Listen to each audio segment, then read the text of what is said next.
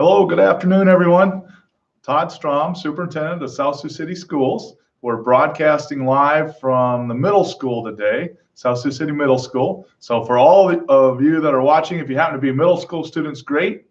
If you have access to your friends, get them online because you're going to be hearing personally from your principal, Mr. Coviello, in just a little bit. So as far as updates throughout the day, not a lot of updates, new updates to share. We are working hard on getting ready for our learning model transition on Monday. And so all the teachers and administrators throughout the district are working really hard on that right now. And I know there's some excitement about actually getting to virtually connect again with your teachers and get some new assignments and get some feedback on work. And that's all coming. So at this time, give a virtual elbow bump and pass off the show to Mr. Coviello from the middle school. Welcome, Mr. Coviello. Thanks, Mr. Strom. Hello, everyone. Welcome to the middle school. It's been quiet around here. Middle school kids, if you listen, we miss you. I know your teachers do. I think a lot of you heard from them today. I got a few things I want to talk about district-wide and here at the middle school. Make sure you're getting breakfast and lunch. They're free for everybody under 18, down to your little baby brother and sister. We served a bunch today. It was good to see. Got to see some kids today, but different locations, different times throughout the day. Check out the website. You can look for those times. Next Tuesday, I'm happy to announce that middle school, the pretty cool, most cool elementary principals invited us along for a parade. So next Tuesday from 1 to 2, come out in your yard or peek out the window, listen for horns honking. We'll be around the school, the whole district, different sites. You get to see some of your old elementary teachers and hopefully some of your middle school teachers as well. So that's next Tuesday at 1 o'clock. As you have heard, the middle school is going to start doing some online learning similar to the high school. Big shout out to the high school for taking the lead on that. In the state, I've seen some other plans throughout the state, and the teachers at the high school administrators have stepped up. Big scene in the state, so big shout out to them. So for us, our goal is plan on starting April 6th, so not next week, but the week after. We're going to start online learning very similar to the high school. It's graded. We got to take it seriously. Some things we need to talk about though, online options. Those of you, we have about 400 and some kids have taken the survey. We have about 313 more that need to take it again or go in and take it. A lot of you took it today with your teachers who called you. Wi-Fi options. Some of you don't have Wi-Fi. Call the school. There's options available for you, provided by the school district and throughout some companies here in town. So we can talk to you about those if you don't have Wi-Fi at home. Mr. Coviello, that survey you're talking about, what survey are you talking about? How do I access that? I emailed it to all of you, all the students last week, or earlier this week. It's been a long week. Earlier this week, I can resend it out, or just go check your email. Look, it's a Google form. It'll say Mr. Coviello has asked you to fill out a form. So just go in. It's 3 questions. Takes 2 seconds. Very important though, kids. We need to know. We've gotten some other questions too. If they're high school students, it's the same thing. They need to check their email for that link. If they did not get it, they need to get a hold of the high school tomorrow. Yes, very important. There's some important questions on there. We're going to leave nobody behind, but you need to help us help you. You have to fill that out and let us know what you have for internet capabilities at home. And we'll definitely try to help everyone out that doesn't have internet capabilities. And many of you I know got calls from your teachers, your advisory teachers today to ask you those questions. So a lot of you had voicemails that weren't set up. So if you're listening to this, or tell people, fill out the form. It's easier. The teachers have been trying all day. So thanks to them for that. Also, take next week. I know this is going to sound weird, but you need to get back into a routine. I know a lot of you are staying up late and sleeping in till whenever. That's what my kids are doing. What? Mr. Coviello, you're going to make me go to bed early? Halfway early and get up halfway early. Try to get back into a routine so you're going to start taking classes again. And they're going to look different, obviously. Your teachers are going to do different things. They're all learning. They're working hard to learn themselves how how to teach like this since we've never done it before. So there's also going to be, we're going to copy a lot of the high school because their plan is awesome. And we're going to do a virtual win time where your teachers will be, you'll know when your teachers are available throughout the day for you to ask questions, or even use Zoom. It's an online video forum that you can Zoom in with them and ask questions live, and they can talk to you live. So that'll be coming too. So just like real school, I want you to try your best, because you are eventually going to get some feedback from your teachers, maybe even grades in Power School. But at the high school level, we're going to move forward that way. And so eventually the middle school, we'd like to do that too, because we're going to come back to school sometime. We don't know yet when, but when we do, we are going to need to know if you have mastered the content that has been presented to you as a student. So our teachers are going to keep communicating with you. They're going to possibly be giving assignments. And in order to do your best, you're going to have to complete the assignments, engage with your teacher, ask questions. In some ways, some of you will probably thrive in this environment in a better fashion than you would in a regular classroom environment, because you will have the one-on-one interaction with the teacher in that Zoom win time. Whereas sometimes if you're like me as a student in school and I'm surrounded by a lot of activity, it's hard for me to concentrate. Whereas if you have a person that you're interacting with one-on-one, that focus is much more individual. So, but the one thing that's always a staple, doesn't matter what you're doing in life, is effort, and only you can control that. So we need your, no matter how you're getting your school delivered to you, we need you to pay attention, and we need you to give your best. And I know you'll all put forth cardinal effort.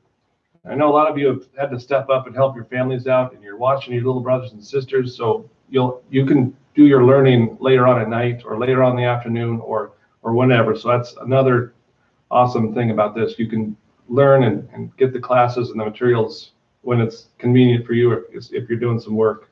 If I haven't used Zoom a lot, I understand you can hit the record button on there and you can record the presentation and watch it later if you need to. A lot of our teachers are going to be making videos of themselves as well as live videos, so you can watch it again later and relearn it or see it for the first time. So part of your routine needs to be checking your email. I talked to some teachers today that said make sure to tell the kids to check their Google Classrooms. Go there. That's where your assignments are. That's where they're trying to say hello to you guys and stay in contact. Also, next Monday, same as elementary school, 6th grade packets are going to be here at the school from 10 to 2. We'll hand them out front. Big shout out to some people, my staff, for having to step up and take on this crazy task of figuring out how to deliver your work, the students' work, virtually. It's never been done before, obviously, but so, and I know they're frustrated. I know they're working hard, trying to get a hold of people today and put together lessons that look like lessons they've never done before. So huge shout out to my staff, high school again, for stepping up and taking the lead on this whole deal. I do appreciate that. They did a lot of legwork, and we just took a lot of it and modified it just for us. And for the elementary, I know their staff as well is, it's a lot of work to put together packets, and then soon they're going to be delivering new information and teaching to the kids too. So it's new for everyone, and I appreciate all the hard work during these crazy times for all of us. So thanks for letting me be on today. You bet. Thank you, Mr. Coviello. That's a good message. And for those parents, teachers, and students that are listening, thank you for aligning your curriculum and your work. And you teachers are putting in a lot of work. Just remember, as we started this whole process of transitioning to online learning, we are using resources that are either existing or will be the resources that we'll continue to use when we come back to school. And we want to stick to, the same process. We want to have our PLC process be a vital component of this. We want to make sure that our standards are addressed by the learning targets that are being addressed in a virtual classroom. And I know you're all great professional educators, and I know you're addressing that. Just wanted to state to keep the focus, and there's gonna be a day, and hopefully it's soon, that we will all be back together live again in person, and we need to use everything we've learned online to transfer into the regular classroom. So we don't want to get too far off the course. We want to stay focused on learning as a student and as a teacher and as a parent. So that structure that Mr. Coviello talked about is very important. We've had a few days now where we've kind of been on our own, doing what we want to, and students and somewhat staff members, we have to get back to a routine where we can make this work. There's all kinds of tips there, but obviously you want to get up, take care of yourself, get some rest, get up and do what you do on a normal day. You get some breakfast and get ready for class, schedule in some breaks and some exercise, because sitting at a computer and online learning, is obviously you don't get a lot of exercise, but especially the middle school students, you want to get some activity in there in between that. And then, like Mr. Cobiel said, if you have other duties at home, you can watch maybe your taped broadcast from your teachers later, depending on how they deliver that. But sarcasm isn't everybody's best friend.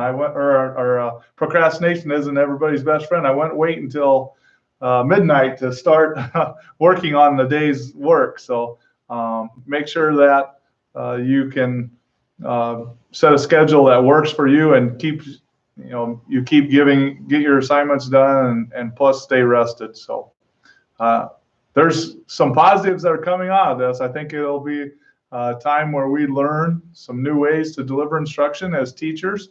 And I think there'll be some learning that some of our students have been asking for in this format that will be experienced by everybody that we can keep from now on. So thanks again. I echo the same thing Mr. Coviola did. I thank you as staff members for all your work. It's been a huge change in a hurry, but like he had said, visiting and comparing with other districts, we're doing the right things and we're doing it very quickly, and there'll be some learning along the way, but we're all in it together.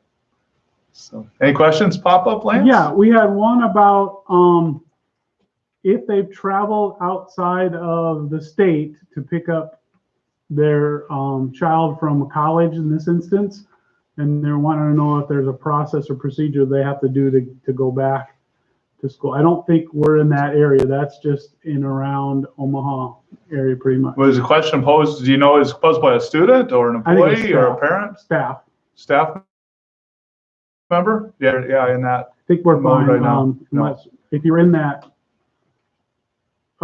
certain area and or you went to a certain set of cities like New York and Kansas City and stuff, I think. Yeah, there's public health guidelines. I would address that question if you wish to Becky Eckhart, our student services director. She has those guidelines from public health, but it sounds like that person, whoever posed that question, is fine to attend. Yeah. And then we already answered we had 2 questions on where the survey was, and and then we had a comment that was already answered earlier, and so I think we're pretty good. All right, very good. Well, thank you, Mr. Cobiello. As always, if you have questions, please post them on the frequently asked questions spreadsheet on the homepage of our website, and we will. Somebody's asking on here about Spanish to the Spanish community. We're going to do a week wrap up tomorrow after following Mr. Strom's 9 o'clock one. We're going to do a Spanish update. Yes. So Spanish update coming tomorrow. So our next live stream is at 9 a.m. Everybody have a good evening. Thanks for tuning in. We'll see you later. Thank you.